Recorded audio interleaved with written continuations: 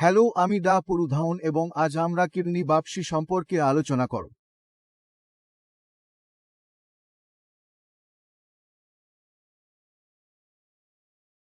Kidney বাপসি করালে রোগীর মনে অনেক সংশয় কাজ করে। কাজটি করালে কি কি উপকার হবে, কি কি অসুবিধা রয়েছে, এই মনে অনেক কিছু চলছে। তাই আজ আমরা সেগুলো সহজভাবে বোঝার চেষ্টা করব, যাতে আপনি যে কোনো মনস্থির হতে পারেন। তাহলে চলুন শুরু করা যাক। কিডনি বাপসি কেন করা হয়? তো আপনি যে রুমে বসে আছেন সেটার চারপাশে দেখুন। যদি আমি বলি এই রুমটি কালো, সব জায়গায় কালো আছে, তাহলে আপনি কি ভাববেন? এখানে কি ঘটেছে এটা চিন্তা করুন। আপনার মনে হবে নিশ্চয়ই কিছু হচ্ছে, এখানে আগুন লেগেছে। এখন আমরা আরেকটি উদাহরণ নিয়ে চলে যাই। মনে করুন আপনার ঘরে গ্লাস ভাঙ্গা, জানালা খোলা এবং সারাদিকে মাটি ছিটি ফেলা আছে। সেই ঘরটি দেখে আপনার মনে কি আসবে? নিশ্চয়ই এখানে একটি ঝড় হচ্ছে, না? তো ঘটনার পরে আপনি বিচার করেছেন। ঠিক তেমনি আমরা বাপসি করি। যখন আমরা কিডনি থেকে একটি ছোট্ট নমুনা নেওয়ার পর মাইক্রোস্কোপ দিয়ে দেখি, তখন আমরা এর কি ধরনের ক্ষতি হচ্ছে সেটা দেখে আমরা একটা ধারণা পাই। তাই কিডনির বাপসি গুরুত্বপূর্ণ, আমরা এটা এইভাবে জানি। এখন এর কি উপকার হবে? মনে করুন আপনার বয়স কম, যেমন 18 থেকে 24 বছর। এটি খুবই তরুণ, এতে বিপি বা চিনি নেই, তবে আমরা কিডনি ক্ষতিগ্রস্ত দেখতে পারি। এখন আপনি ডাক্তারের কাছে যান। ডাক্তারকে বলুন আপনার কিডনি ক্ষতিগ্রস্ত হচ্ছে, আপনার ক্রিটিনিন ও ইউরিক যাচ্ছে। কারণ জানতে ডাক্তার চেক করবেন। বিপি বা সুগার নেই, তাই আসি কিডনি ফেইলার কারণ নয়। এখন কি করবেন? কারণ হতে পারে এখানে সমস্যাটি শুরু হয়। রোগীর সমস্যাগুলি কি কি হচ্ছে তা জানা যায় না, কারণ জানা যায় না, পূর্ববর্তী হিস্ট্রি জানা যায় না। সেখানে বাপসির ভূমিকা অনেক বেশি বার, এবং বিশেষত সেই রোগীদের ক্ষেত্রে যার বয়স কম। এর সুবিধা কি? যে ওষুধটি সেট করা আমাদের পক্ষে সহজ। ধরুন এই রোগীর আইজিএ নেফ্রোপ্যাথি রয়েছে। এখন আইজিএ নেফ্রোপ্যাথিতে যা ঘটে তা হল আইজিএ ইমিউনোগ্লোবুলিন কিডনিতে জমা হয়, এবং যখন আমরা মাইক্রোস্কোপের নিচে দেখি, আমরা বিশেষ রং দিয়ে চিহ্নিত করুন যাতে এটি একটা ভিন্নভাবে উজ্জ্বল হয়। তাই আমরা জানি যে রোগীটি আইজিএ নেফ্রোপ্যাথি সংক্রান্ত।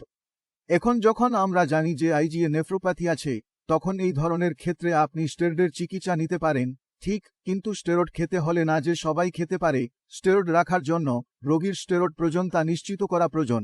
তাই কিছু বিশেষ ক্ষেত্রে এসব সেট করার জন্য বাপসি প্রয়োজন। এখন আপনি এটা বুঝতে শুরু করেছেন। এখন চলুন যে বাপসিতে আমরা কিভাবে জিনিসগুলো বের করি তা দেখা যাক। আমরা পুরো বাপসিতে যাব না, বাপসি করেছেন তাদের জন্য এই অংশটি ভালো হবে তাদের। তাই আসুন শুরু করি। সবচেয়ে সাধারণ ফলাফল দেখা যায় যখন আমরা কারো বাপসি নেই, এবং সেটি হল এফএসজিএস, ফোকাল সেগমেন্টাল গ্লোমারুলোস্ক্লেরোসিস, অর্থাৎ কিডনিতে জিনিসটি স্ক্লেরোসিং করছে। এখন এটি কেন হচ্ছে? এটি দেখা হয় যারা বিপিতে ক্ষতিগ্রস্ত হচ্ছে তাদের কিডনি বিপি দ্বারা ক্ষতিগ্রস্ত হচ্ছে। কিডনির ক্ষতি বিপি দ্বারা শুরু হচ্ছিল, এখন বিপি ঠিক আছে, কিন্তু কিডনির ক্ষতি হচ্ছে। এখন কিডনিতে সামান্য ক্ষতি হলেও আপনার জন্য ভালো হবে। বিপি ঠিক আছে, তবুও ক্ষতি বাড়ছে, কারণ সিকেডি একটি স্বপ্রগতিশীল ব্যাধি, অর্থাৎ এটি নিজে নিজেই ঘটে। কিডনি একটি 5 লস হয়েছে, কোন সমস্যা নেই, আপনার কিডনির লেভেল বাড়বে না, কিন্তু সেই 5 লস ধীরে ধীরে 30 পর্যন্ত বাড়তে থাকবে। একটি কিডনি বাড়ানো বেশি না পর্যন্ত হলেও, কিন্তু যখন সে 30 ক্ষতি অতিক্রম করে, তখন কিডনির মান বাড়তে শুরু করে, এবং সেখানে আপনি জানতে পারেন কিডনিতে কিছু ভুল আছে। হ্যাঁ, সবচেয়ে বড় সমস্যা হলো যখন কিডনি ড্যামেজ হয়, 30 বার অতিক্রম করে, তাহলে কেটামিনের মান বের হয় এবং কিডনির সমস্যা জানা যায়। তাই আপনি যদি 1.3 তারিখে কিডনি বাপসি করে থাকেন, তবে আপনি দেখতে পাবেন যে কিডনির 3035 স্ক্লেরোসিস, ড্যামেজ বা অন্য কোন সমস্যা হতে পারে। তাই এটি এফএসজিএস সম্পর্কে। আপনি যদি এফএসজিএস সম্পর্কে আরও জানতে চান, তাহলে আমি এফএসজিএস বিষয়ে একটি ভিডিও তৈরি করেছি, সেখানে দেখতে পারবেন কিভাবে এফএসজিএস কিডনি ক্ষতিগ্রস্ত হয়। এখন চলে আসা দ্বিতীয় সবচেয়ে সাধারণ ফাঁকটি হল বাপসি রিপোর্টে যা আমরা দেখতে পাই, তা হল এমসিডি। এটা হল মিনিমাল চেঞ্জ ডিজিজ। তাই কোনো রোগীর যদি প্রোটিন লিক হয় এবং কিডনি বাপসি করা হয় এবং মাইক্রোস্কোপের নিচে কিছুই পাওয়া যায় না এবং প্রোটিন লিক হচ্ছে, তখন ডাক্তার বুঝতে পারেন যে কিছু নেই, কারণ কিছু মিনিমাম আছে যা কারণে প্রোটিন আসছে, কিন্তু মাইক্রোস্কোপে নেই। এটাকে মিনিমাল চেঞ্জ ডিজিজ বলে, অর্থাৎ একটা খুব ছোট ক্ষতি হচ্ছে যা আমরা দেখতে পাচ্ছি না এবং বুঝতে পারছি না, কিন্তু সমস্যা চলছে।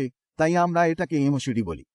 সাধারণত আমরা কিডনি বাপসি রিপোর্টে দেখতে পাই, এবং দ্বিতীয় সাধারণ ফাইন্ডিং হল আইজিএ নেফ্রোপ্যাথি।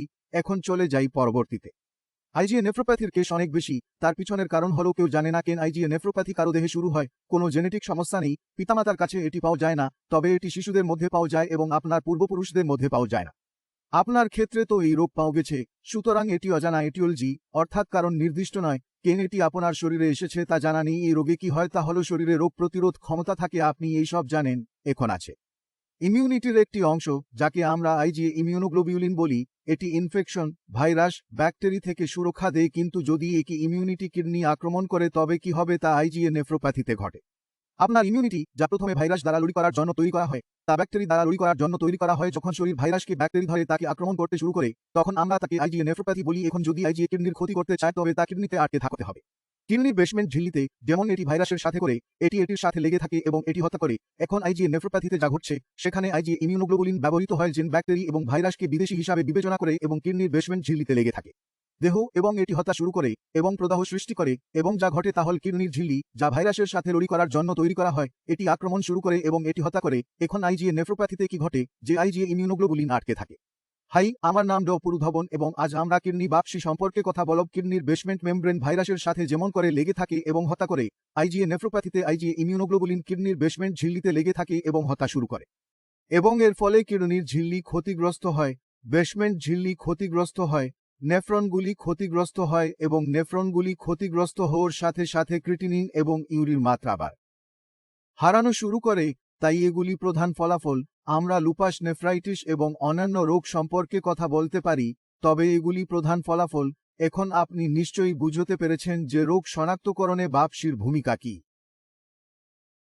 এবং এষদ প্রদান করা হয় যাতে আমরা রোগীকে সঠিক দিকে নিয়ে যেতে পারি এবং সর্বোত্তম যত্ন নিতে পারি। কোনো সিকেডি রোগ সম্পূর্ণ নিরাময় হয় না, এটি অনেকাংশে পরিচালিত হয়।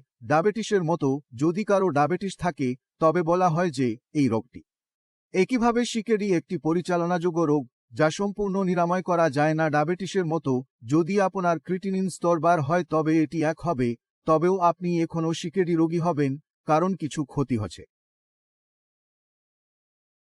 কিডনিতে একটি ক্ষতি হয় এবং বয়স বাড়ানোর সাথে সাথে এটি ক্ষতি করে এবং কিডনি ক্ষতিগ্রস্ত হয়। তাই বিপি সুগার থেকে নিজেকে সম্ভব হতে সংরক্ষণ করা উচিত, কারণ বিপি সুগার থেকে 80 মামলাগুলি উৎপন্ন হয়।